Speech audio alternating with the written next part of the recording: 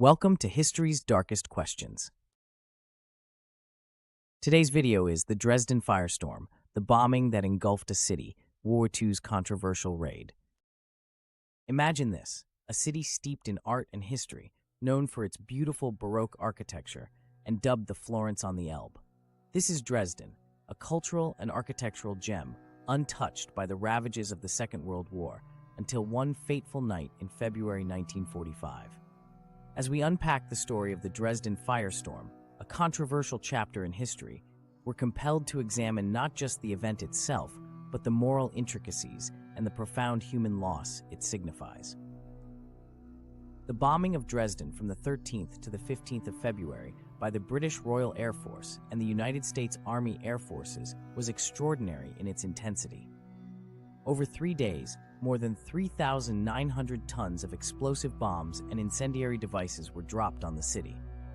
This relentless bombardment created a firestorm, a literal tornado of fire with temperatures reaching up to 1,500 degrees Celsius. A city once vibrant and teeming with life was consumed by flames, its buildings turned to ash, its history incinerated in hours. The rationale behind targeting Dresden has been a subject of debate among historians. Officially, the Allies aimed to cripple German military movement and communication lines, though Dresden was known more for its cultural significance than its strategic value. Critics argue the attack was meant to terrorize and demoralize the German population, a dark instance of wartime propaganda and psychological warfare. This point underscores the complexity of moral judgments in times of war, where the lines between strategic necessity and ethical conduct blur. The human cost of the Dresden bombing is staggering.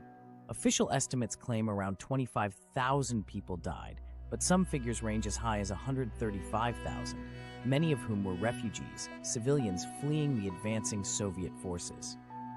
The night turned into a horrific ordeal, with survivors recounting apocalyptic scenes, a city glowing bright as day from the flames, streets melting, and the air itself ablaze, making it nearly impossible to breathe without inhaling fire.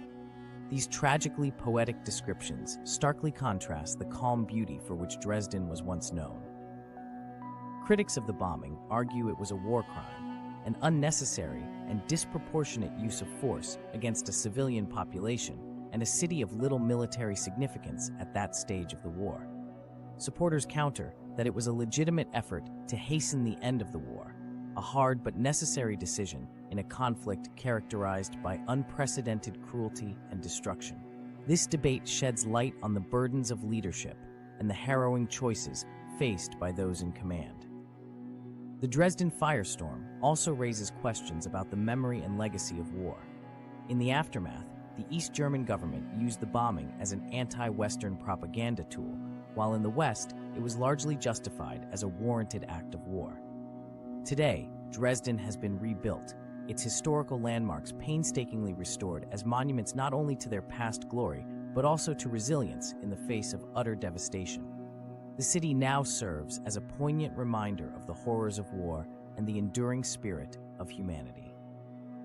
We cannot discuss Dresden without touching upon the literary legacy it inspired.